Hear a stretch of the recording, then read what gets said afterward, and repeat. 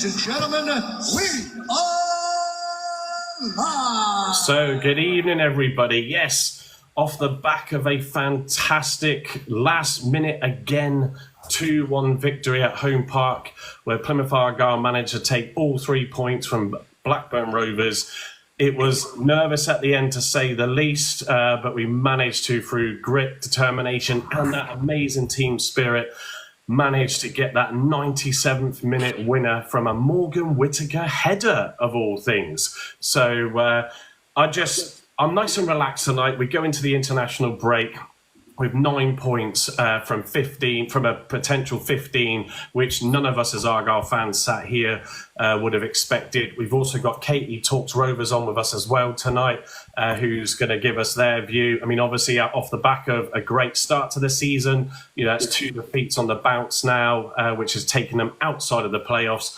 But for us as Argyle fans, tonight on the Block 9 podcast, we're really happy. So, but all of those that are joining us tonight, thank you very much for coming in. Please tap the screen to give us as many likes as you can, and also please be the 12th man, and where you can, share this live. So tonight, myself, Mike the Crazy Pilgrim, I've got fellow co-host, the Grumpy Loyal Andy. We've also got Marcus with us, Connor, stroke Susan Boyle, a little bit weird that. And then, like I said, Katie Talks Rovers, who's with us as well. We are expecting Carl in the house, and he is just coming in now. So better late than never, Carl, but you're here, and that's all that matters. And tonight, your mum is watching, so behave. Good God.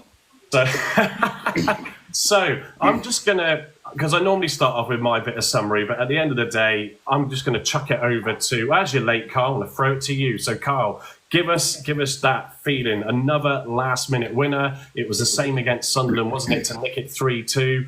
I'd prefer it if we could, sort of get these games nailed earlier in the match, but you've got to love it when you nick it late. You do indeed. Sorry, I was doing the dishes then. I was a bit I didn't really. Well, your mum will be proud of that, at least. She will if she's watching. I'm not doing hers, though. Anyway, really, really impressed. Again, another late winner, which says a lot. It reminds me of a lot when we got promotion from League One. We had a lot of late winners, didn't we? I mean, I'm not saying that we're going to go on and get promotion from the Championship, but it's got a lot of things that remind me of that. And it was another really, really positive performance, wasn't it? There wasn't really many players, if at all, that really put in bad performances. Everyone put a shift in yet again. A bit disappointed we didn't get a clean sheet. So I think that's the next thing that we should be looking at trying to get is a clean sheet. And I thought we were going to get that on Saturday. That's been my thing the past 2 games, isn't it, to get that? So. I mean, defensively we look strong anyway, but I think they need a clean sheet to kind of boost their confidence at the back as well. So they do deserve that. But really, really impressed with the last 5 games. We never would have thought we were taking 9 points out of these 5 games. So really, really proud of them.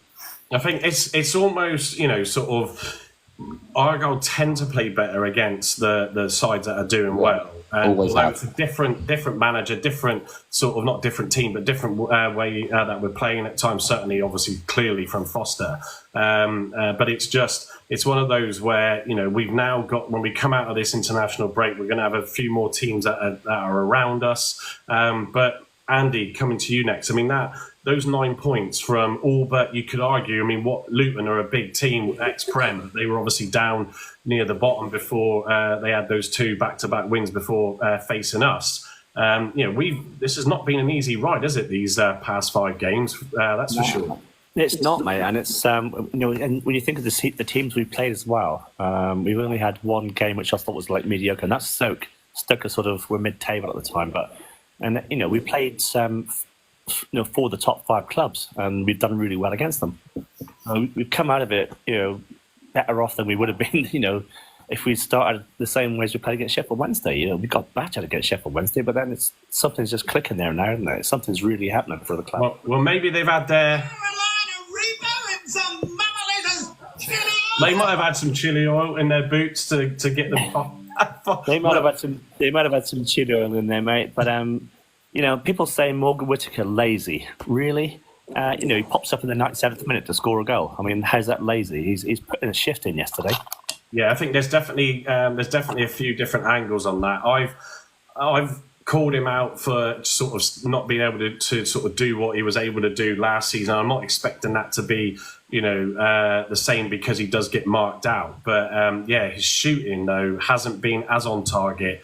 His work rate was still excellent. Looking at the stats, again, and even watching him yesterday, he does work off the ball, and also when he gets it, and he's passing it. I mean, that pass to Sissoko to square it to Obafemi to score was right in front of me where I was sat in that old director's box. And it was a peach of a pass, wasn't it? It was pinpoint. It was just pinpoint, and he can do that.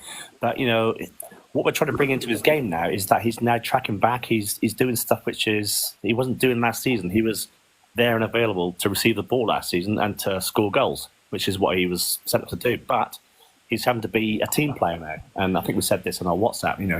He's having to play as a team player now, whereas last season he was not so much a team player. He was there getting on the end of it, scoring goals. Still, didn't he? Yeah, and the ability just to win games, which he did.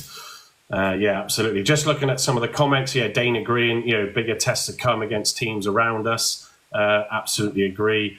Aaron Dixon is saying the foul must have been relating to the foul on Hardie, because I can see you just responded to that. Play to the whistle. That is what you should do. I did see it, I had a clear view of it. It would have been soft, in my opinion, if it was given, but you got to play to the whistle. And in fairness, it was a brilliant ball pit into the back post and a cracking looping header. Someone saying, I think it was Drew Grimshaw, with Cooper keeping a load of clean sheets recently. It's not just down to the keeper. That obviously it's a whole squad and that back line. But yes, he's pulled off some great saves. I don't have an issue with Grimshaw. And you point on, he looks too small at crosses. He needs to dominate. I think he's generally done fine at set pieces, to be fair, but that back four is definitely helping. Marcus, Obafemi, we talk briefly about Whittaker, and we can come on to a bit more about him as well in a minute, but Obafemi, gets his first goal and nearly makes, all on his own as well, it was an absolute peach of a second, would have been a second if it had gone in. He really ran that Blackburn defence ragged, didn't he, yesterday? He's a really strong bloke. Looking at him, you wouldn't realise how powerful he is. Yeah. Because that other one where the goalkeeper saved it, that was power getting through. But regarding Whittaker, he's freeing up space. Everyone's marking him, but they can't double up on Sissoko and Whittaker. So once they get used to like Sissoko and start double up on him, Whittaker's going to be more freer. Well, I think the other interesting thing, Marcus, is certainly noticeable in the first half, because obviously where that different view, he was on that, obviously he starts on that right hand, he plays on that right hand side, but he seemed to be coming into more of a sort of natural 10 role. So if Edwards was coming up, he was covering that side and he was tucking inside. That's been evident in some recent games, hasn't it? And he seems to sort of find that more easier for himself to be able to help distribute the ball.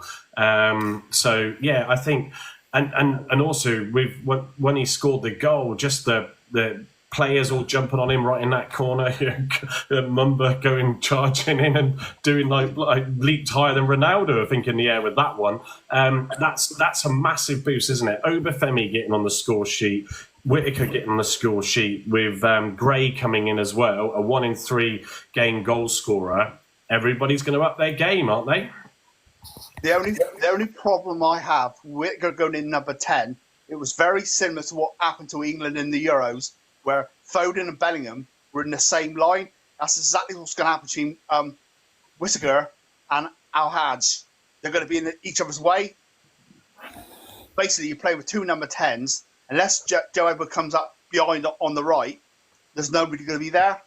Yeah. Because in the first half, Whittaker is playing a number 10 role. Well, Al-Hajj is a number 10, so they're in each other's way. Yeah. Well, go on. I thought Al-Hajj had quite a poor game.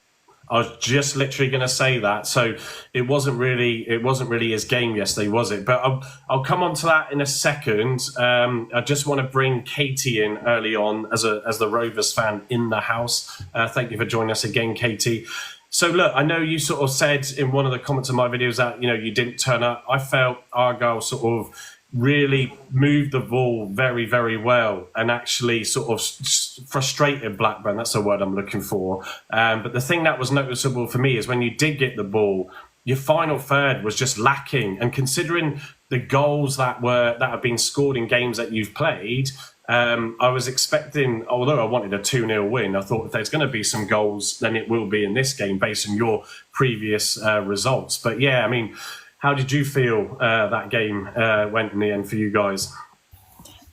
So, obviously, I wouldn't say, I would say certain things you battered, but obviously, scoreline you didn't batter us, as people are saying. It's 2-1, and obviously, as a club, you deserved it 100%. I'm not going to sit here and say we deserved anything because we didn't.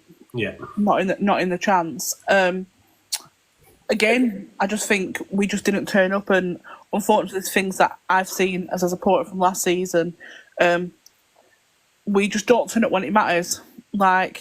And it sounds really bad, but it's always the southern teams. Same thing with Southampton last season. Literally travelled like 12 hours there and back to go and watch. Well, not even the team turn up, to be honest, and lose 4-0. I felt he played really, really well. And I think even if the Gay goal was not offside, it could have probably been 2-2, perhaps. You know what I mean? Which, what Ben said, I wouldn't even take that from us because I felt we just didn't deserve it. And obviously, I think fans are a little bit concerned, but I'm hoping the international break should make them kind of think now, actually, this is time to not play like that. Obviously, fans have travelled to Coventry, obviously Tuesday, and then have gone down in, at the moment, Ben, you can disagree, but I feel like in terms of travelling, we've always been quite light, but this season we've really kind of improved and tried to support the boys. And obviously, over 1,000 travelled down to Plymouth, and just to play the way they did, I just thought it was just disrespectful, really. You know what I mean? Because let's be honest, we're going to go on to wages. What people get paid in wages compared to your fans like yourself to go and watch that, I just think it's disgusting. Yeah, it's one of those where you sort of it's a long away game, and I think sort of Dane's put it in the comments. I mean, yeah, in the first half we had 60-odd plus possession, which was quite evident. And what I did notice actually is, and I forget the player's name now, but there was a lot of discontent going on, certainly in the second half, with one of the defenders and I think one of the midfielders having a go at each other, and that's what I meant by I think we frustrated your guys early on because they couldn't get really into the game and the grip of the game, hence why the possession that first half was so high.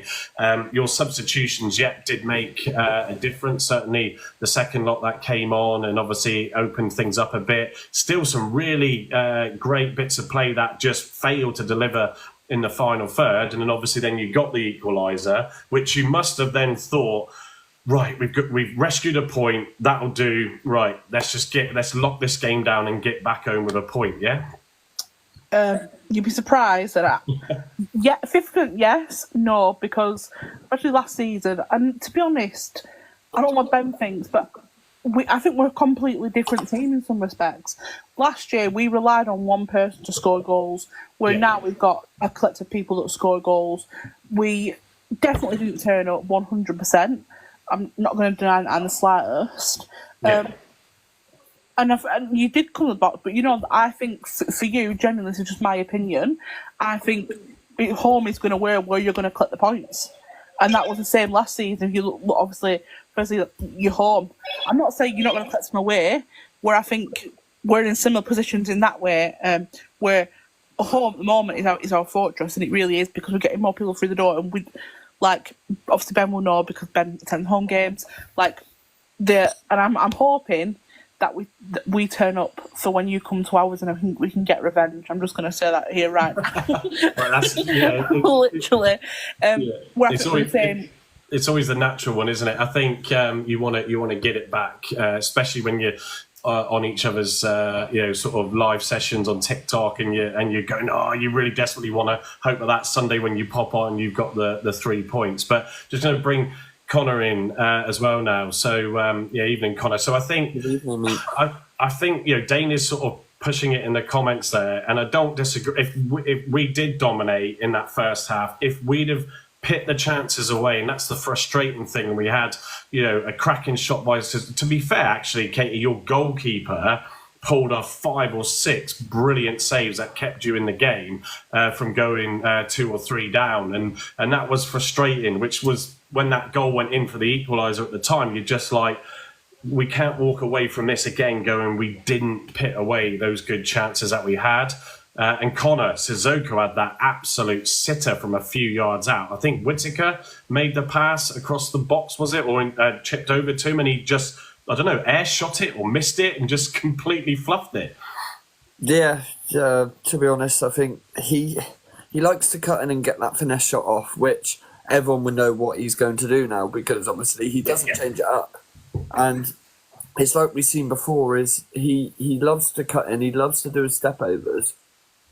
But for the first goal, he was unbelievable. That pass from Whittaker, which there is a few points on Whittaker what I disagree with. Yeah. He moves too far in to the midfield, which he can make beautiful passes. But if we're sticking him in the number 10 role, at least get another winger on. So we can have that attacking threat. And I think we need to start switching the ball from like side across the pitch. I think at the end of the day, it was a good point. Yeah, he scored the winning goal, but I underrate him at the minute. He's not making them clinical run back to what he should. So sometimes he does, but not all the time. And Sissoko, yeah, beautiful ball by Whittaker to Sissoko, but that foul on Hardie, it was definitely a foul because I was sitting in block 15, it happened right in front of me. I really had every right to boot that water bottle. It was one of those where I just think that there needed to be more to it to claim that, really, and it's the old adage, isn't it? Again, it's play to the whistle.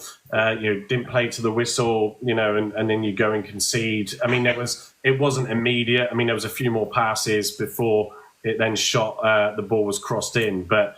Yeah, I think, sort of with Sissoko, it was, good to see him sort of start again. I didn't think he would do after he didn't play, I didn't think, particularly great against Burnley, but he put him in there. And obviously then started with Obafemi up front instead of Hardie, which, he got the goal and clearly made a big difference, in fairness, with his just immediate pace and his ability to really ruffle defenders. But, yeah, Sissoko I've seen the replays back, and I think he does square it. I did wonder if he mishit the pass when he... Andy's disappeared. I'm sure he'll be back in a second. Where it looked like, from where I was sat at the time, I was thinking, has he mishit the pass? And it was just ideal. Then it went to Obafemi and it went in.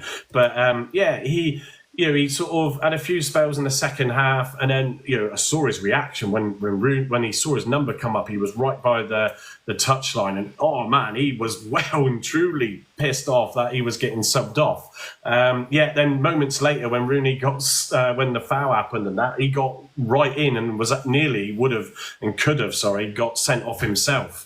For his reaction to that just before Wayne Rooney received his card. So.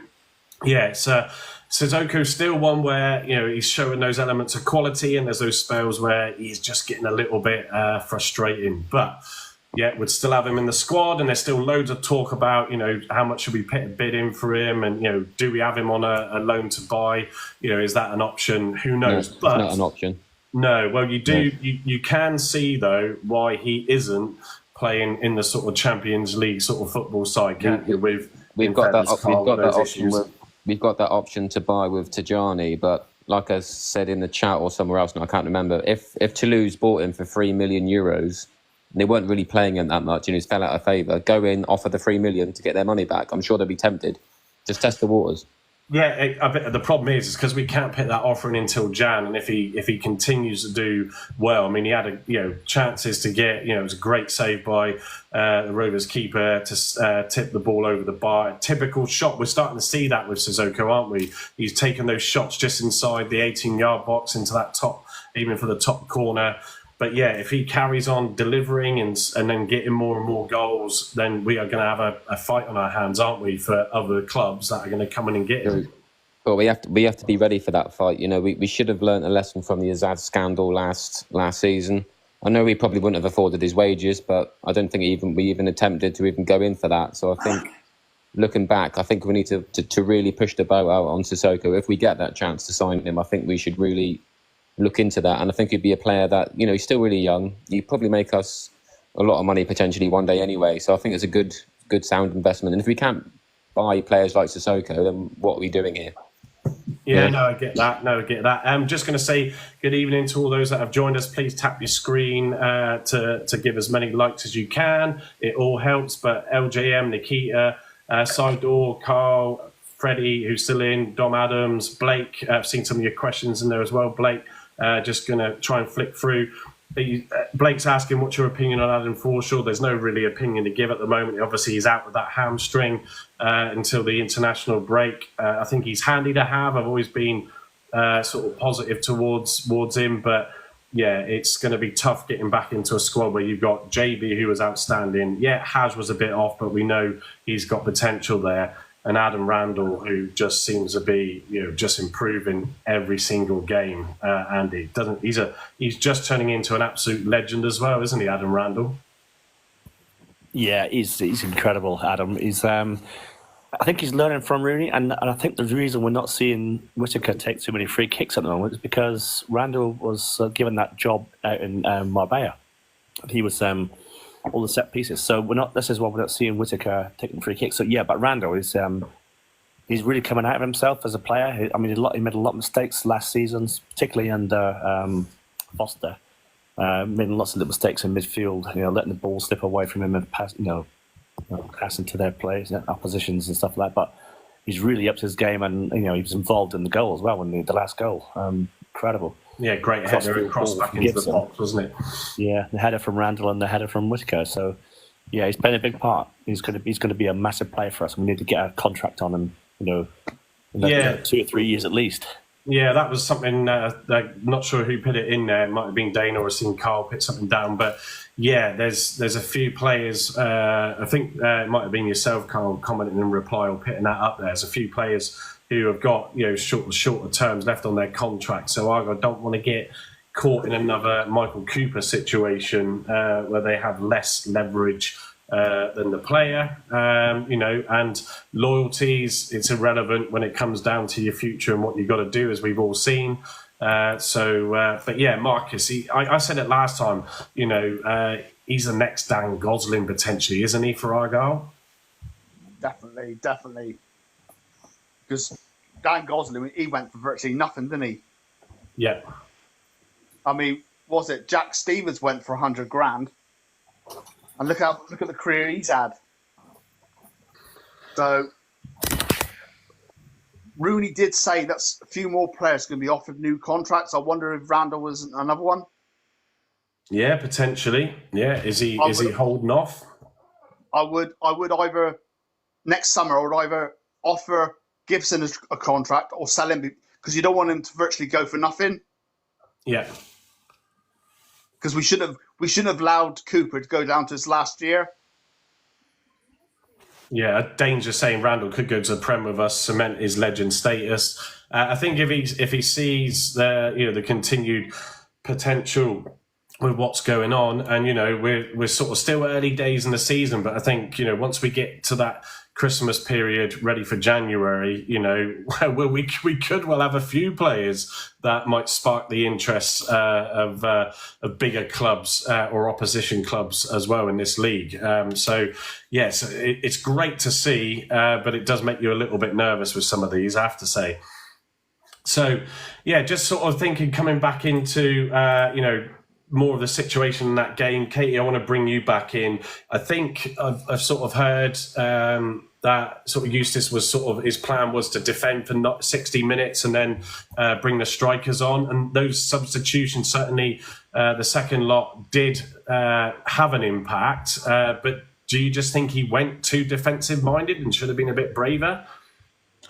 It's really hard because if I think about us, last season with you, obviously a match we had at Ewood Park, you had a lot more possession, and that is where I said we were very defensive. Obviously, you must have been very annoyed the fact that you're left with 1-1. I think at home, it works really well because you've got obviously how you're at home when you're obviously you've got all your supporters around, haven't you? With us, it works really, really well, but away, it just backfires. I think, I said this in the comments, some of the, and you don't like going for players because I do support them, but some of the choices, like I think Dolan for me, Pickering was awful, and Dolan, I describe him as a luxury in some respects in matches, and next to me is liability, and unfortunately he was completely that game. But the issue is, guys, the fans can see it, our manager can't see it, and that is the frustrating part because you feel like she's just wanting to shout at Eustace. You know what I mean? Like, change it, and like you'll hear stuff when we're all shouting like "shoot," because he sometimes just, they all do that, trying that fancy stuff and getting in. And I'm like, there's a goal to like shoot and go for it. It was just a car crash yesterday, to be honest. Like, genuinely, like as soon as it finished, I was like, right, I'm jumping into bed, because I'm done with this. Is it more? Did it add more to the frustration because it was a big defeat to Coventry in midweek, 3-0, and it's two back-to-back away games, which is never ideal, for anybody. And then you come and get beat 2-1, and does it start to make you feel like you said earlier? In fairness, you said maybe give the international break, see what happens. I think that would be fair. But it's certainly after a good start, it is frustrating because you can so quickly drop back down into that bottom half, can't you? 100%. And I'm not going to be negative in terms of where we are, because obviously last season we finished on 53 points, and we've already nearly got like 15 at this moment of time, which for where we are, for us is good, because, and I remember saying, I think I've said to you, and I've said to Coventry fans, like when I spoke to them last week, if compared to where we were last season, I would have bit you off for where we're now. You know what I mean? Genuinely, because if you'd said, right, start the season, who is going to win no matches, who's going to go down, every single person in the whole championship would have put Blackburn as one of your options, 100%. I think the positives is there is more goal scorers. They just need to stop being so defensive and get into it. And I agree. I think your player probably was fouled in the thing up. But again, that question of consistency. There is no consistency in this league. They were discussing on Soccer Saturday as well, guys, about probably at one point VAR is going to have to come into the championship because it's got this product and the price is too big, isn't it? You know what I mean? The price is to get into that league above every single person your fan wants.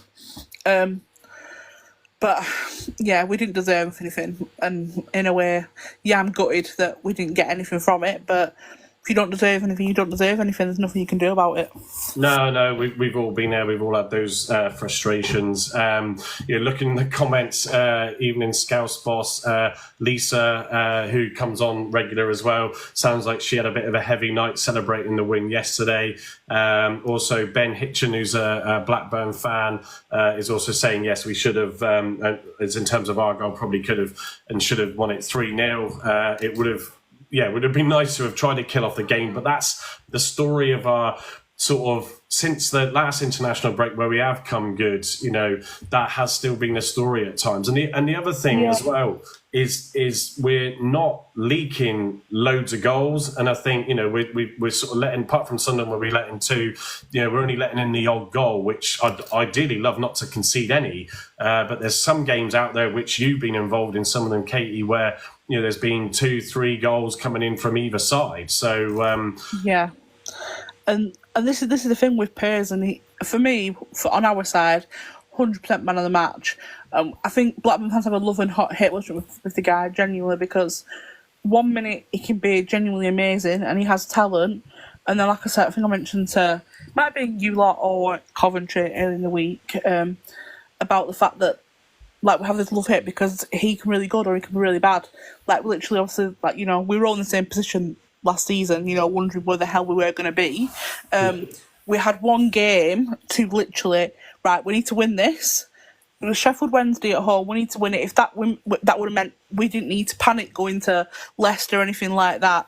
He literally, right, if talk about worst games probably in my lifetime, that was it. He kicked the ball out. Josh Windass grabbed it, got a howler. And then to top it off, I thought, right, no, we'll get back into this. No. He literally dumb high and kicked in the ball and he let it through his legs and it went into their goal. I've never wanted to leave a match so much. Like, you know what I mean? But he's a really good goalkeeper. But I just think he was impressive yesterday, and 100%. that He cost kept us. us in it. It could have been a lot more. Yeah. I think I wouldn't say a fair result. I think it probably could have ended even a draw if the disallowed goals had been a thing. But this is the problem. There's just no I haven't. consistency if there were goals and stuff these days. You brought up the disallowed goal twice. Obviously, I remember it happening live, and it was in the first half, if I've got this right. Yeah. Was it onside? I haven't seen it, so I think it was, but this is the problem. It's really hard, isn't it, to have that debate because everyone's going to say different. And I think if you spoke to a Blackburn fan, they'd probably say it's the worst game they've had this season. And I'll tell you why. People have mentioned it in the comments. If you couldn't make it up. The scorer is literally on loan to you from our rivals, which was just, if anyone's going to score, I remember putting in the group chat to Cammy Mozza saying, I can't believe this actually just happened. Like, he's absolutely buzzing at this point. And then he'd also mentioned, if you remember the last time we spoke to him, make it best if Morgan Whittaker scored, and what happened? Nice. But it sounds really bad, guys, but it's the norm for us. Last season, we were probably the worst team that would always consider 75 minutes. So when you're at any game at the moment, you're completely on edge until that whistle goes. Because we know last season, when we played QPR at home, we were literally winning till like probably 70-something minute.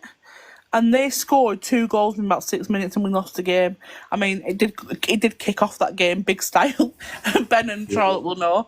But we're just used to it. And that's where I think we're missing stuff. It's the defensive. And how you said that, the clean sheets and letting goals in is our downfall. Yeah, it's certainly for us, and I have to play this for these two at the back.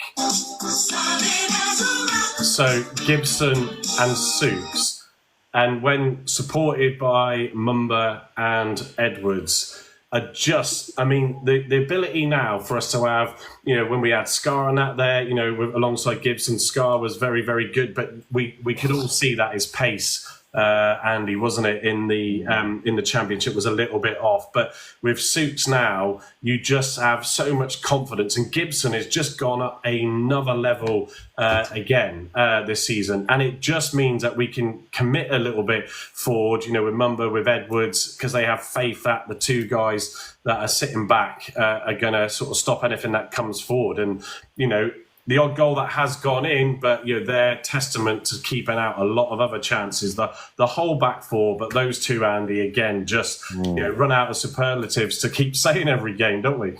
Yeah, they're incredible. I thought Gibson and Souks were very, very similar early on in the season, but you can see that Gibson's a standout player. He's really upped his game, venturing forward, putting balls into the box, creating goals. But yes, Souks is his quality as well. So back four at the moment is just what we need. And I'll say it now, right? Mumba, I've been a big critic of Mumba recently. You probably know his game yesterday was fantastic. He had a great game yesterday. Yeah, he was one I wanted to play this. Yeah, because he was just. Yes, you're not being completely negative on him, but you sort of just highlighted some points that you felt where he's had weaknesses. But I've sort of stood by, and that's what this is about, guys. And actually, just to plug what we're doing and why we're on here. So thank you as well, everybody that's joined us tonight. There's a lot of people that have come in, put some comments in, so appreciate that. We'll try and get through some of those. But look, with the Block 9 podcast, I'm the Crazy Pilgrim, and I've got my fellow usual co-hosts, the Grumpy Lawyer Andy, Marcus, Carl, the Green Giant that's down here, Connor that joins us now, and we've got Katie Talks Rovers to give the opposition's opinion. So sorry. Can I just have a quick question? I have a quick question for Katie. Katie, John Eustace, what do you think of him as a manager? Because there's been comments on X this morning saying that he's been his style of football's not brilliant, and Blackburn aren't really sort of benefiting from his coaching or whatever. I don't know. It was the same at Birmingham, which is probably why they got rid of him, got Rooney in, and now he's doing the same at Blackburn. Started well with Birmingham, then they went down the leagues. What do you think? What's your view on him? It's really hard because I feel like for Eustace, I couldn't judge him on last season realistic because he came in so late. We'd already had a car crash season as it was. And he did get some good results. Like, obviously for us was the 1-0 Lanes Leeds, which at that morning someone asked me what's the score going to be, and I was like 8-0 Leeds with the way we were playing. He's a good manager, right, in some respects. I would say one thing that's frustrated me, and I don't know if Ben and Charlotte noticed it yesterday, he's playing players in the wrong position. Carter shouldn't be where he was, he should be more central, which isn't helping when we're so used to that certain thing. What I do like about Eustace, though, is he uses this word, you probably heard it in interviews, togetherness, and it makes fans cringe at the same time. Because he wants us all to be one, you know what I mean? Like, all go through the motions and the bad times and the good times. And I just think some fans maybe are getting a little bit ahead of themselves because we are only 7-8 games in at this point. There is a long, long way to go. Yeah. Like, if we look at other teams, look at Birmingham, like you said, there were 6 in the table and they got relegated. It seems to be very weird, doesn't it? It's very weird because you said it yourself just then, last season at Birmingham, they were playing good football. They were, 5th or 6th in the league, and then they brought Rooney in, and it turned around, and they started sliding down. I don't think that's Rooney's fault. They didn't, adapt to style of football. And now Rooney's sort of coming to us when we could have had Eustace, and we're playing like, getting back to the style of football we were playing under Schumacher, really fast, attractive football. Yeah, it's crazy. Yeah. And it's hard, isn't it? Because I think, obviously, everyone wants a team to do really well, and I do, fair play to Plymouth for beating us yesterday, because, I did put my predictions that you were going to beat us 3-0 after last season at yours, and I think it is a hard place to go, and I think teams will struggle. Look at Sunderland, and I just think with Eustace, he does have some good qualities, but I think the biggest test he's going to have now, for the fans, realistically, is international break, using the players that are not obviously on international duties and getting them to speed. Stop using them out of position if he's actually listening to this, and make an impact. Obviously, we come back in a couple of weeks. We've got Swansea at home. I think, to be honest, not big-headed, I think we are going to win that. We do normally quite well against at home, but you just don't know. We need an impact, you know what I mean? Same probably for other teams in the league. You just need to impact and get as many points as you can. I think if things don't improve and we continue going on this trajectory downhill, I don't think it'll last long. No, well, I'll tell you what, looking at just watching the comments come through and sort of, and as Andy interrupted me in my plug for our show, but that's fine. Please like and share, be the 12th man and share the channel, and equally give the guys on tonight a follow. Thank you to everybody that is gifting. Connor is splashing the gifts again. I swear him and Andy got a loving going on. But yeah, we always appreciate that. But yeah, Dane's made some really good points in the comments, in terms of, if we look back at the style of Shuey, obviously Foster was just, respectfully, I hope no other club has to ever face that style of arrogant management. But yeah, Shuey, we were very much a counter-attacking play, whereas Rooney has got us going at teams now, the possession, sort of movement of the ball, he said it himself, and a few of the players have referenced it. It's just taken a bit of getting used to, and they've started to go into that now, and so, I was going to play this one for Mr. Rooney, if my computer wants to wake up, which it will do. There we go.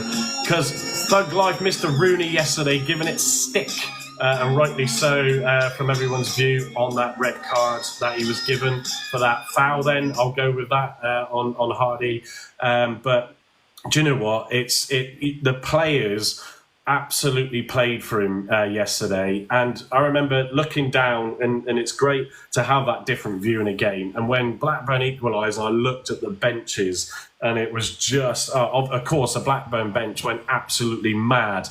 And I turned to Gavin, and we just sort of put our heads in our hands and went, not again, and then obviously the sending off, like I said, Sissoko got involved and was lucky probably not to get a yellow even, but even though he was subbed off and was frustrated for coming off, he was there, really just, you could see the sort of despair and frustration about that goal, being given. The goal was well taken, not the free kick. Obviously, before that would have stopped the goal from happening. And then just the players working and working and working, that fighting spirit, to then go and get that goal at the end, right at the death, and then just witnessing the celebrations down in front of us as well. Rooney in the tunnel, it would have been fantastic if there was a tunnel cam to view that. I mean, he got obviously the certain chance of he's a big lad, but in other words, as he was going off, and then I believe as he came out, he did a little bit of the old coming out, and fair play. But I think this is what, this squad is all about, and this one's a cheesy one. Come on. So that squad, apologies for the High School Musical, but that is what this squad is really about now, and that's the difference that Rooney has made. The gaffer, Joe Edwards, who equally never, ever gives us up or lets us down. Sorry, they're all coming out now. Right, on the Block 9 podcast. Give up a day job, Mike, will you? Yeah, don't give up your day job. No, definitely not. Go back to doing your Christmas presentations. Yeah, exactly, and they're awesome too. So it is, and Carl bringing you back in, you cheeky sod. It is just amazing football, amazing team camaraderie, fighting spirit, and everything at the moment, isn't it? Yeah, going back to your tunnel cam, there is actually a tunnel cam on Argyle TV. So whether that shows snippets of him getting sent off, hopefully we'll see that either tonight. They or haven't tomorrow. showed that. You'd think that would be a good clip to see him celebrate the winning goal. Yeah.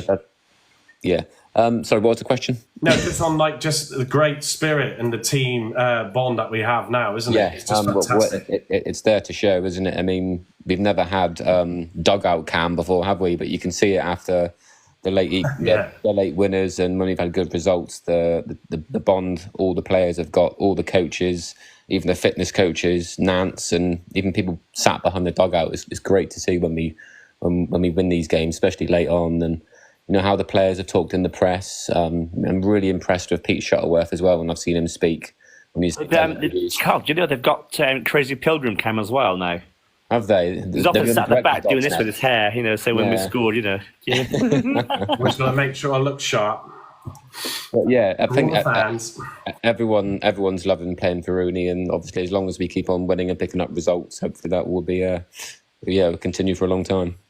Yeah, it's brilliant, and it's something that is difficult for clubs to be able to sort of build with their managers, with their fan base. There's always sort of issues, and look, it could still go downhill, but I think after that first set of games leading into that other international break, we all wanted to, and we could see signs of improvement. Obviously, we lost that game to Stoke before entering that break at home, which was frustrating. But yeah, he's turned it on. The players have turned it on in what has been 5 of the toughest challenges I think so far for our season. I can see there's a couple of people. Morgan welcomes Plymouth fan that's come in. There's a number of other people that have been entering the chat. Marcus, just to bring you back in, is there anything that Rooney can do wrong at the moment? Because the chanting when he got sent off was just immense as well around the stadium, wasn't it? It was incredible. Well, the only thing he can do really is come on and score a 30-yard shot. Yeah, put some of those clear-cut chances away, eh? But I did notice that pass that Whittaker did to Sissoko, that was very similar sort of pass that Rooney did in that open training session. So right. I reckon he's been working on Whittaker with that. There was definitely a lot of talking going down. Again, another thing that you can pick up on from that spot. But he was where he could, and I know it's been said before that he's not very vocal on the touchline at times, and but when there's a bit of a break in play or whatever, and he was having the odd conversation with Whittaker in that in that first half down there. So and he was pointing his arm off like this, and it could well be to do that. Get that ball across. And create the chance. So it's just great. At the moment we're living the life because everybody sort of ruled him out massively, didn't they? Yeah, but it's nice this for the first time for about a year we've actually played entertaining football because we got so used to that boring Foster dribble that he put out every week. That it's good to be an exciting brand. Yeah. You know, even the away games we've played well. All we got to do now is get some results away. Yeah. If we can bring that performance away from home, we could really get in the top half. Yeah, and this is an interesting one too. This just seeing the comments between Dane and Carl and depth of squad, and I would sort of agree and disagree with both responses. So Dane is saying that we still don't have the depth of squad, and I wouldn't disagree with that. Carl's saying it's better than it has been, and that I do agree with. But it is still, you know, when you've got a Saturday night and a Tuesday night game, it's still leaving us a little bit open. And also, if we get injuries, you know, I think Edwards was rested at the end of the day against Burnley rather than injured. But, you know, Tajani obviously got injured. I know there's rumours about other things, speaking to Richard at the game, you know, trying to talk to a couple of people inside the ground yesterday. It's just, no, he is actually injured. But it's that catches us out with Forshaw's hamstring as well. We can easily get caught out very, very quickly, you know, so we just got to touch wood. That's the same with any team though. If you have a lot of injuries, I think any squad's gonna find it difficult. And like I said, I think this is the most strengthened depth we've had in probably the last 3 or 4 years. Yes, we're not going to have the same quality as the top teams. That's without question. We can compete financially to have the quality on the bench, but we have got a lot more options now. And obviously with the youth as well, Rooney wants to give youth a chance. So we're going to see the likes of Tegan Finn, Asaka, and hopefully Caleb Roberts back in the team as well. So yeah, it's a good blend to have, because if you have strength in depth, then you can't bleed the youngsters. So you can't have both. No, I think it's just that is our situation with the budgets that we have, and I think that makes it even more incredible. You know, when we do get the right, you know, with Lowe and the players, the club clicked with Schumacher. You know, obviously came up with Ryan Lowe. You know, when he took over, you know, that community spirit, everybody believed in each other and stuck with each other. You know, and that's now starting to build with Rooney. Harvey has finally joined us. So hello. Good evening, Harvey. KFC. How was your bargain bucket? Yeah, not bad. Finger looking Bring us good, some finger licking good home Oh. again. So anyway, mate. So what did you think yesterday? Then I haven't had a chance to look at your vlog yet, but I'm sure you recorded some great scenes again. Oh, mate, yeah, it was nuts. I think I need to stop stressing me out as much, though. All of us. Yeah, all of us. I think. I said before the game I'd be happy with a draw. I thought when Blackburn's goal went in, I thought that they didn't really deserve to get anything out of the game. If I'm being brutally honest, I don't think they caused us enough trouble to deserve that point. But then again, you know, that's football. And then Whittaker, you know, he was getting so much stick, especially around where I was. A lot of people screaming for him to be brought off instead of Sissoko, or for him to be brought off for Zaka and stuff. That's green fever then. Yeah, and then he comes up with a goal, and I think that's what made me realise that Whittaker, for us, he isn't going to be that out-and-out player like we've seen with Carey, Lemiras, where he's going to be the showman throughout the whole 90 minutes of every game. He's just going to pop up with them little things that's going to ultimately get us points, like that goal, the goal at QPR, which got us the point, you know, and I think we've got to be grateful for that. Yeah, no, absolutely. Danger saying 90% of Whittaker critics have never kicked a ball in their life. I've kicked a ball not very well, but we're all like everybody.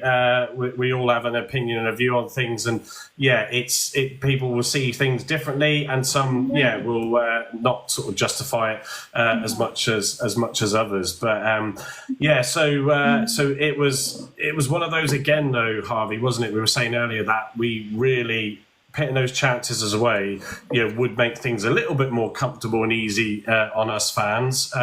So something in the international break that, I think they're going to get a few days off or that initial week off and then come back. But, Gray is going to come in. He's a 1 in 3, goal scorer proven, he's going to mix it up, isn't he? It'll be interesting. I don't know if he didn't clear international. He was warming up really early yesterday, but then when the team sheet came out, he wasn't on there. So I'm guessing they just didn't get it over the line or just didn't want to include him. But yeah, he should hopefully mix things up for us from a goal scoring point of view, don't you think?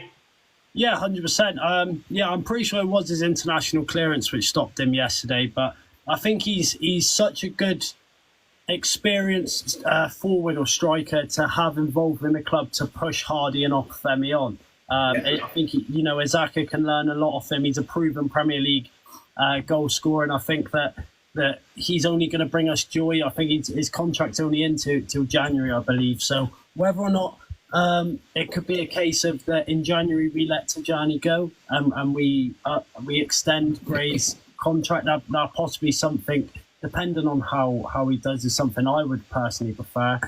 But yeah, I think over the break, Rooney did say about Gray, he's gonna focus on getting sharper and getting up to match fitness, and hopefully he can bring us goals.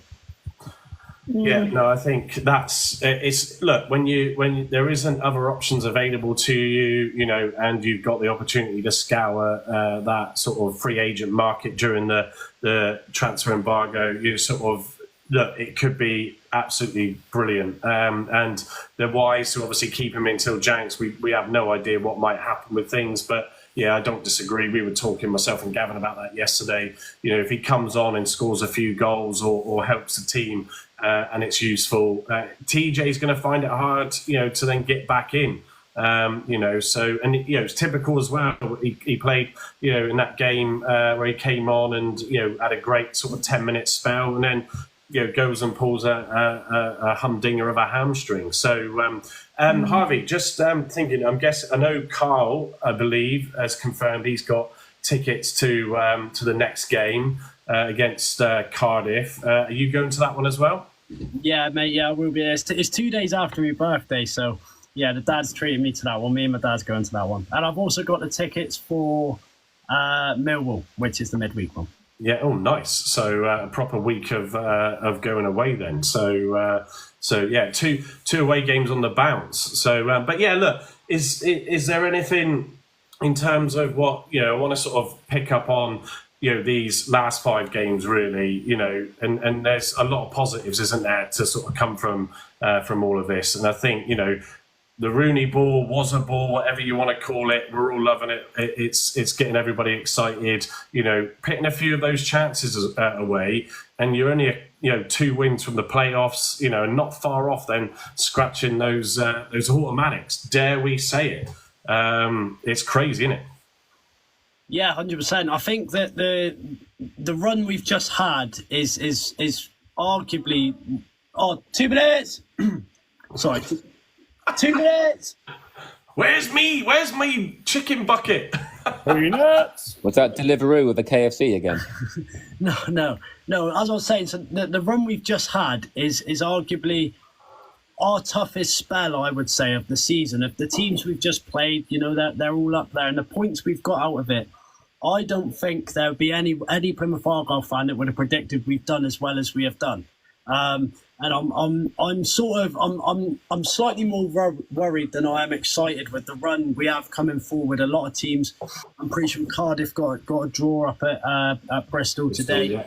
And all these teams that are a bit lower down, I just hope. It's a nice feeling.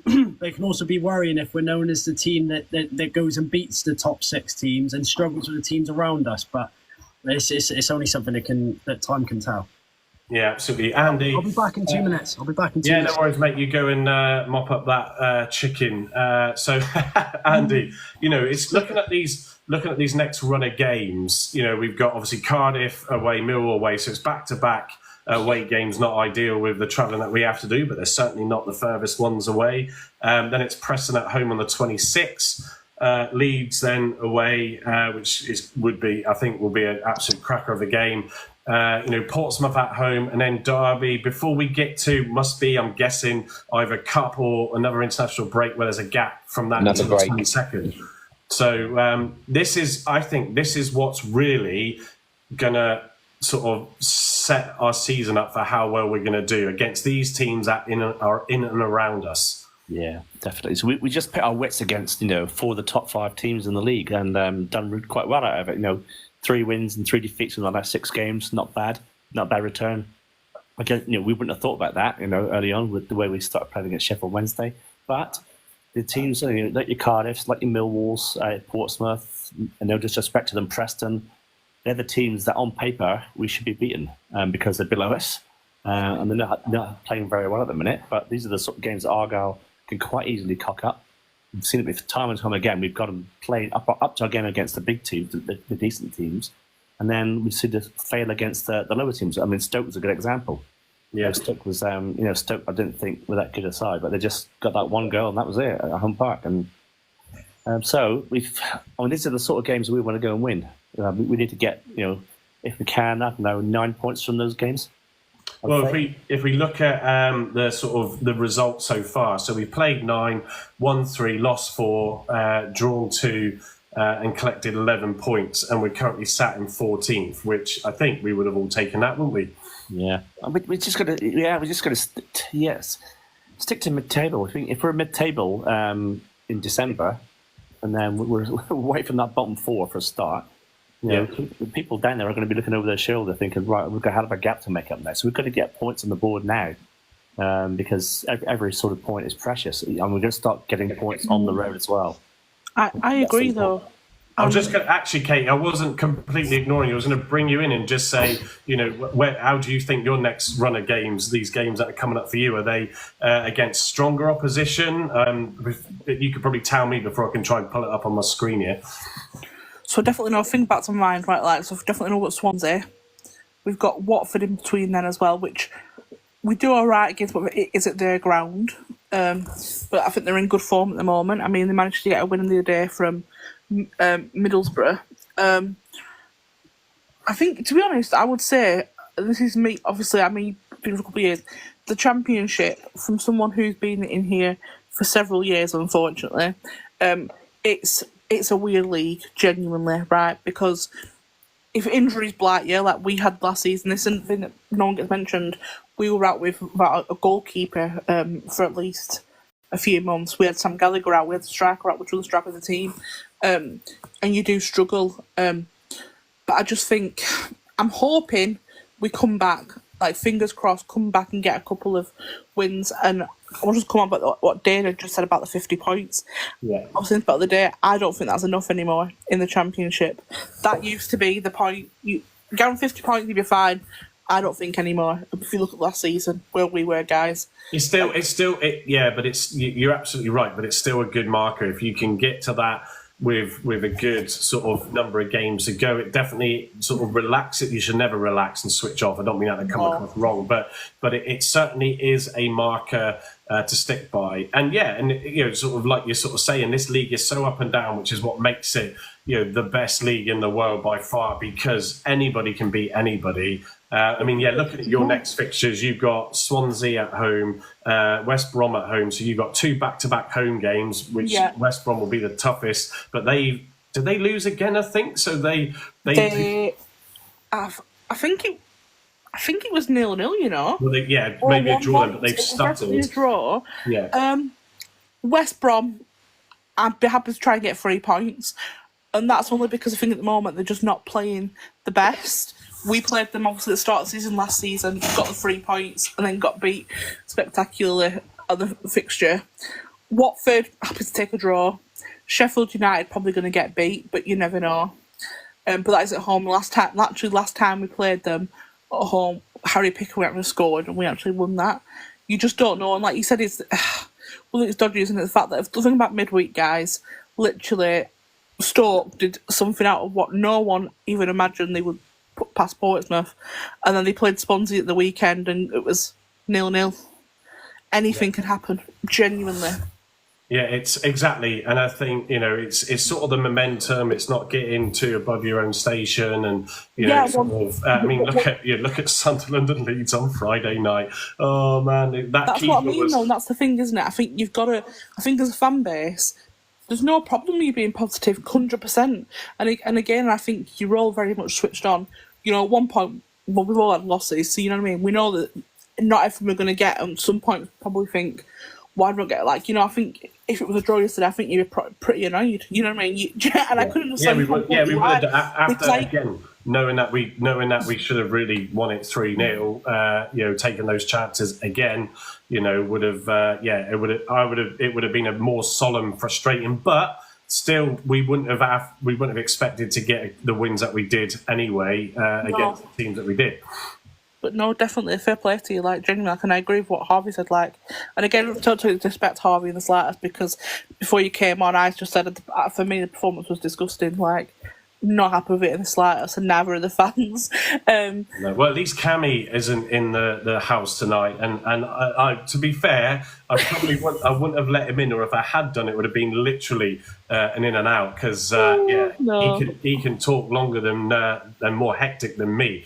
But Ryan, I brought Ryan in. Ryan joins us most games where he can. So evening, Ryan. How are you feeling, mate? Not bad, thanks. How's your arm? Or your shoulder, whichever it is. Well, it's my shoulder, but yeah, it's still a bit stiff, but it's getting there. Yeah, I saw you took some photos with the opposition team as well on Saturday. It looked like. Yeah, at least they were a bit more lenient to having photos with us. Yeah, it's good. Well, to be fair, Katie sort of said, Blackburn is a community club as well, so it's good to see that. It's good when clubs actually do go to their opposition fans and have photos. I mean, I had a little incident with Ainsley Pears, which he thought that we'd called useless. All right, okay. But obviously, we didn't. It was just, obviously, when you're shouting someone and you're shouting Eustace, it can actually come across saying, and Lewis Travis. Or whatever it's called. Yeah, it's too easy to sort of, get those two to get mixed up. and to be honest, Lewis Travis wasn't a big fan of John Dole Thomason. He wasn't a big fan of. He's always been a troublemaker in and around the teams. So I've got to say something like that though, because but obviously with the whole John Eustace incident was literally like that was from a Blackburn fan, that was a car crash. Like obviously we were also hearing stuff from in the club. He'd lost the dressing room weeks before, and like literally nothing was being done. But obviously with Lewis Travis, what I think frustrates me a lot more is because you can imagine from outside, obviously, if you look from like a Plymouth side, you've just found out of nowhere that your captain is just basically being left to Ipswich, which at this point is everyone's rival, isn't it? I mean, they were at the top there. He's obviously gone. And at the point, no fan knew what was going on. We just thought, he doesn't want to be here, we're doing really bad. But that wasn't the case. The case literally, and admitted it was literally because he was told that he wasn't wanted. He loves the team, you know what I mean? He's come back and he scored 2 goals for us after about 2 years. Like, he genuinely loves Blackburn, and I think he probably does come across but he genuinely loves this club, you know what I mean? He could have asked for a transfer and gone to Ipswich and played there, but he wanted to stay here, and I just think it's hard, isn't it, from an outsider? Obviously, he wasn't wanted, and obviously what was being told to fans was that he just left, but it was the fact that the manager didn't want him. That's all I'm going to say. Sorry to unnumber the mood then. Nah, that's all right. Don't worry about it. So, right, moving on from that then, what do you sort of see and what do you expect then when we come out of this international break with, like we were just talking about, teams that are more around us in the league now? We've got to get these chances and bury them, and there's a chance that we can see some of these teams off convincingly without meaning for that to sound arrogant. But if we can click, with the style of play that we're playing now, going at teams, even away, I think he would still prefer to have a go, in fairness, Rooney. What are your thoughts? I think we'll honestly get our first away win against Cardiff. They've been, we should have got our first away win last season against them. Apart from when Matt Butcher played it back to the keeper and it went straight in. Obviously, I think they've been struggling for quite some time, and I think we'll punish them.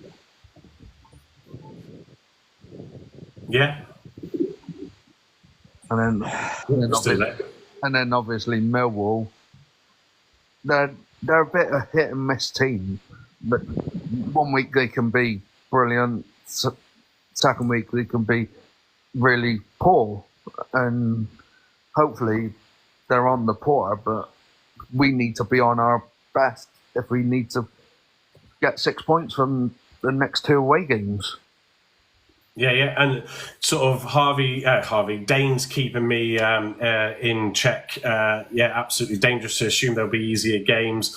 No game, as we've sort of said a few times, is easy in this league, but certainly we want to see Argyle do the business against the teams in and around us, rather than just always turning it on. And I think my point I'm getting at is that we seem to just be, like Dane's even alluded to himself earlier, the style of play now is to go at it, go attacking, move the ball around well. So you've got to sort of look on that as a positive, which I know Dane will agree on that. That should allow us to perform better in those games. Marcus, going to bring you back in as well. We're just over the hour, so we're sort of coming towards the end now. But yeah, these next run of games are really going to sort of cement where we're probably going to see ourselves finishing in this league, aren't they? Exactly, because like you said, we've got to do it against the weaker teams. We're only 4 points off like relegation, the bottom three. So a bad run, if you don't perform against the weaker teams, just beating the top teams doesn't mean nothing. Yeah. Now it's time to capitalise on it. Yeah, I think Richard, evening Rich, he sort of said we've not beat Millwall in 30 years. And that's obviously the game afterwards. We got Paul Glover. Evening, Paul. Welcome to the show. He's a Millwall fan that's joined us tonight, and he's put a few comments in there. Harvey will be going to that game. But Marcus, yeah, it's... I hate these old, we haven't beat these clubs and we can never win at certain grounds. It's like, you've got to just do the thing of what you do now. Got to get these sort of like issues away, haven't we? And start picking up results away from home. Yeah, records are there to be beaten, aren't they? Exactly. I mean, how many times over the last few years have we played Millwall? And we haven't played them much when we was in League One or League Two. No. So a few days you played them. Yeah, that's the thing. It's always one of those sometimes they just jinx you, don't they? And they just come around every time. You're like, there we go again. Add that to another year of not being able to be. You can look back to the 70s, Mike. I think it's the 70s when Millwall had just gone 3 years without losing at home, and the last game of the season was against Argyle, and Argyle won 1-0 at the Den. And it was carnage afterwards, but it was like, Argyle were the only team that go and beat them. So, I mean, records can be broken. And I love that memory, Andy. That's brilliant. Yeah, I know. I'm all right, because I'm older than you. Right? What a time. Yeah, to be fair, I'm not far behind. I'm going to get my bargain bucket. I use my Vidal Sassoon wash and go and keep me looking good. Put into consideration, in 1972, my dad was only 2 years old. So if you don't feel old, before that, then surely you feel old now. Thanks, Harvey. Thanks, Harvey, making us all feel old now. Mate. Oh, you young'uns in there. So, Andy, bringing you back in now as well. It's sort of we want to carry this momentum now, don't we? Let's hope that clearly the week off. We were talking about it in the WhatsApp group the other day. Carl pointed that out. Clearly, that week off, helped, and we came back, a lot stronger. So hopefully the same. I know Adam Randall did his, obviously when they get Man of the Match award, they come in and do a little speech. Bless him, it took him about half an hour, 40 minutes before he could actually get back out of the room because of everybody wanting photographs. But yeah, he hinted the fact that they've got a few days off now. So I'm guessing they are going to get another week off. And that can only be, fingers crossed, good again. And it's good for the team, isn't it? It is good for the team, but I just think at the moment, while we're on this good run, this decent form of play, I know we're getting beaten by sides, like Burnley, who are up there, who spent lots of money, West Brom, to a fluke penalty, and we're going toe to toe with some big teams, and now we've got the blooming international break again. so that it's disrupting that momentum we've had, you know. And so I'm a bit frustrated about international break, but the last one, it did us the power of good. We had that week off in the first week, and then sort of second week we sort of came back and trained, and I know the players were sort of training in the first week as well, but we came back stronger, won the game well against Sunderland, so it's going to get better hopefully. Let's hope we can just carry that on really. Yeah, exactly. Yeah, international breaks are a pain in the neck because it's like momentum broken, isn't it? Yeah. Also, yeah. Go on, also Marcus. that 2 week break might get Gray up to scratch. Yeah, get Hadge a bit more fitness as well in training. Yeah. And It's like Al Hadge. I know a lot of people were disappointed with him, but the level between Swedish football and the Championship is totally different. It's going to take him a while to get into it. That's what I felt with Hadge. It's just it is that speed of the game and just getting used to the movement is definitely a thing. Sort of Carl, just a couple of points, players to note. Actually, it was great to see Freddie Azaka back in the squad. That's going back to our squad depth, sort of points raised earlier. That was great, and also Tegan Finn, which. If we'd have taken that second goal and got that gap, I think he would have come on. And obviously, Rooney's been absolutely, he has been saying that he's going to have a very, very special career. I can't wait to see this guy this 16-year-old, I should say, get on the pitch and do whatever it is he's been doing that's impressed Rooney so much. Yeah, it's a shame he didn't get some minutes. I thought, even if he came on for the last 5, but I think, like you say, how the last 10 minutes of that game went, if Blackburn didn't get that goal, he probably would have got his debut. But I don't think throwing him into that situation probably would have done him any good. And I think he wanted probably Whittaker to stay on the pitch for the last 10 minutes to pop up with some wonder strike or grab a goal like he did in the end. So that was the right call, wasn't it? But yeah, he seems to be raving about him. And at 16... he sounds really, really promising.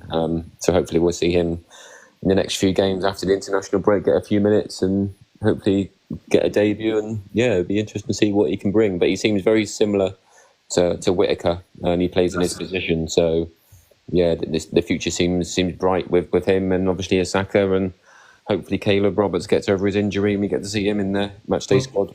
Caleb Roberts, from what I sort of was told on Saturday, was a concussion injury. So he's near enough fit.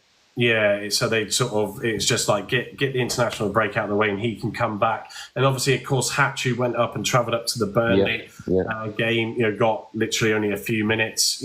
So we'll use our youngsters, use all the all the players and things that you have at your disposal. But we know, and Rooney said it from day one, in that presentation to the squad, and that we got clips from the club, that he will use the youngsters if they're capable, they've got the skill and the ability, then he will give everybody a chance. So, and it's exciting that to sort of see that going on, because we're just gradually building up these youngsters again. So it was great.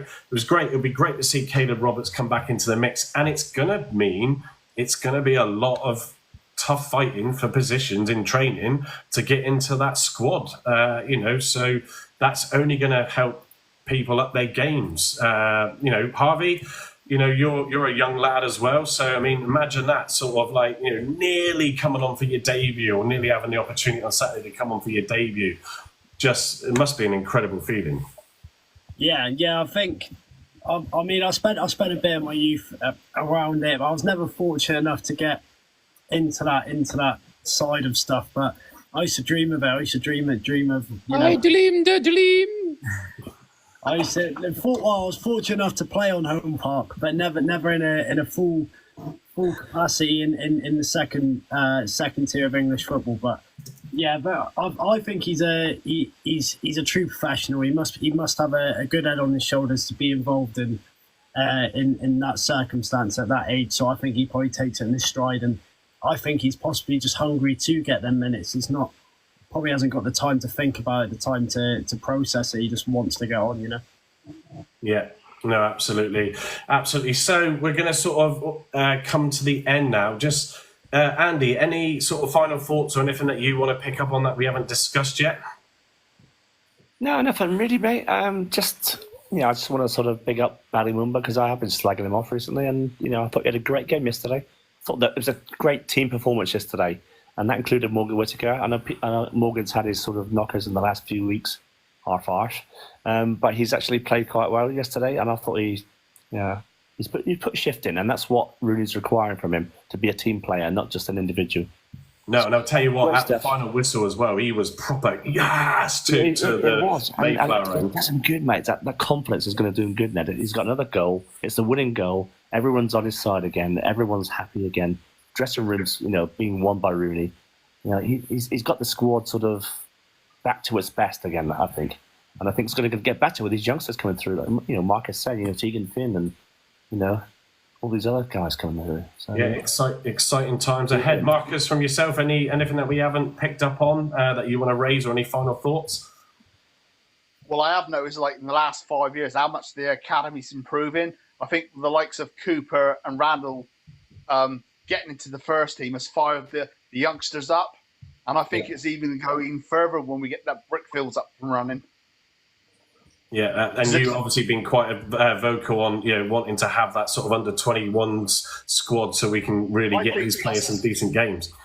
I think as a championship, because you'd have an overage goalkeeper and 5 overage outfield players, and when we get injuries, some of these players, if we have a too big a squad, not going to have any game time. Yeah. You can't beat match fitness. You can train as much as you like. It's not the same as playing a match.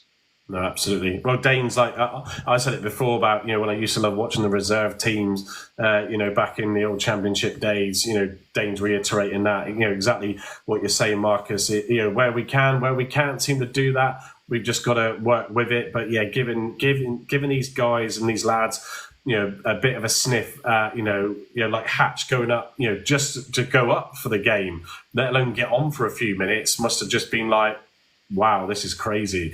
So yeah, let's see what happens with that. Rye, if you are still there in the background, I can see you on mute, but yeah, anything that you want to pick up? I know you haven't been in all night, but anything that you want to sort of say, final thoughts?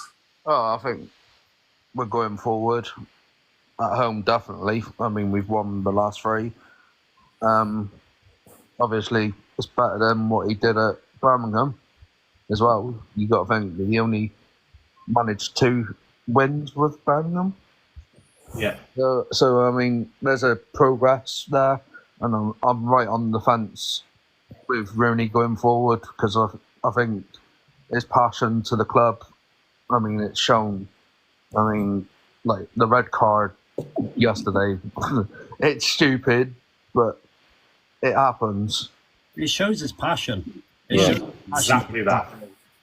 Yeah, it shows he cares. Yeah, absolutely. And he apologised. Schumacher would have just stayed there with his hands in his pocket. It's better to have a manager that shows passion and shows fight than someone sat on the bench with his arms crossed. Yeah, and someone would have had to have walked up to Foster just to check he was still alive while he was standing on the touchline. Yeah. Well, Foster would have had his arms folded and probably looked around and went, "Oh, did that really happen?"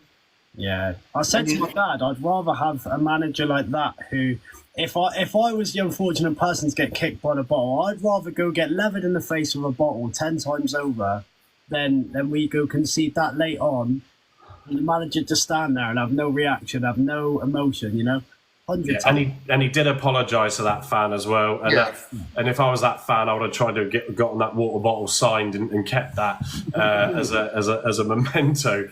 I'm just going down in order because it's just easier for that. So, Katie, final thoughts from you.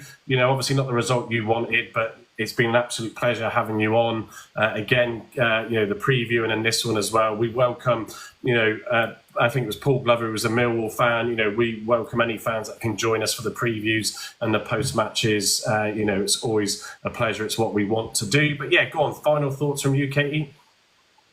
I don't know. Like, obviously, for the match itself, we just didn't play. We didn't take anything out of it. Obviously, in terms of my future, I would like us to obviously come back from this break and hopefully smash Swansea, because that would just make my day or my whole month a lot better. But I felt like he played really well. And obviously, I think with the old Rooney thing with yourselves, is you can only judge him, isn't it, on what you see. Like, and I think majority of Championship fans would have probably said the same thing. He's going to send you down. You know what I mean? But he's done well for you so far, and maybe he will make a good impression. Like I said, you can only judge him on what you can say.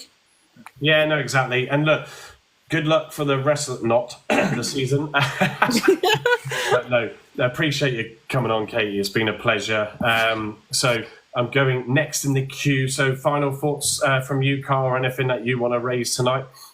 Yeah, I just want to say thanks to Katie for coming on again and putting an opinion across, and thanks for all the gifting as well. That was nice of you. I don't think they've got anything to worry about for the rest of the season. I think they'll be absolutely fine. I don't think there'll be any danger of relegation like last season. Yeah, their last couple of results haven't gone great for them, but I'm sure they've got enough quality to have a good season, so I don't think she's got any worries on that score. And obviously for us, after the international break, obviously I think these next five games are more key than the previous 5 we've just gone through, because like we've said, we always turn it on against the bigger teams. It's against the teams around us we kind of struggle with, so we need to get over that kind of hoodoo of not playing well against them. So if we can pick up some decent results, obviously pick up our first away win as well to get that off our backs would be good. Yeah, and yeah, just keep the momentum going and looking up the league rather than backwards. Yeah, absolutely. Thanks for that, Carl. And Harvey, you at the bottom of the grid there. Go on, what's your thoughts? Well, it's going to be a long week off. I'm dreading to think what I'm going to do this Saturday. KFC.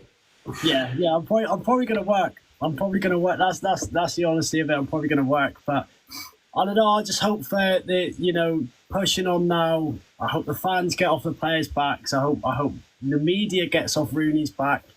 I hope we just we're starting to get that feel good factor back at home park. I've seen it. I felt it a lot at Luton. I felt it at the end of Sunderland. I felt it throughout yesterday. I feel like we're getting that momentum now. The fans, we seem more happy to be there. There's a lot more atmosphere going, and I just hope we carry on. Yeah, absolutely. Yeah, no, 100%. I think that's one of the things that has been incredible to witness. Is the atmosphere, the support for Rooney. Like I said earlier, the chants coming out. The likes of Simon Jordan and all the doubters and haters out there.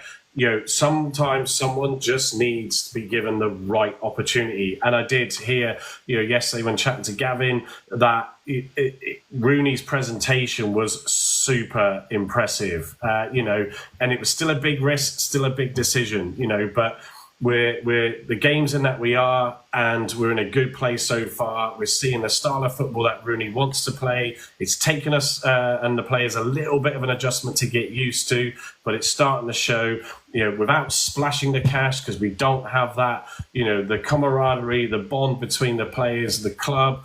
It's fantastic right now at the moment, and we'll hold on to that and let that take us into the next round of games. But everybody, thank you very much for joining us all tonight. We appreciate all the comments, all the gifts, and those that have shared the live as well. So Andy, Marcus, Ryan, Katie's already gone. Thank you, Katie, Carl and Harvey.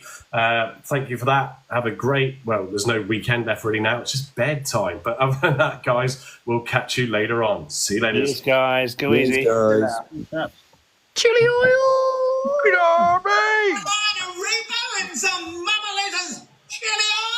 With a bargain bucket.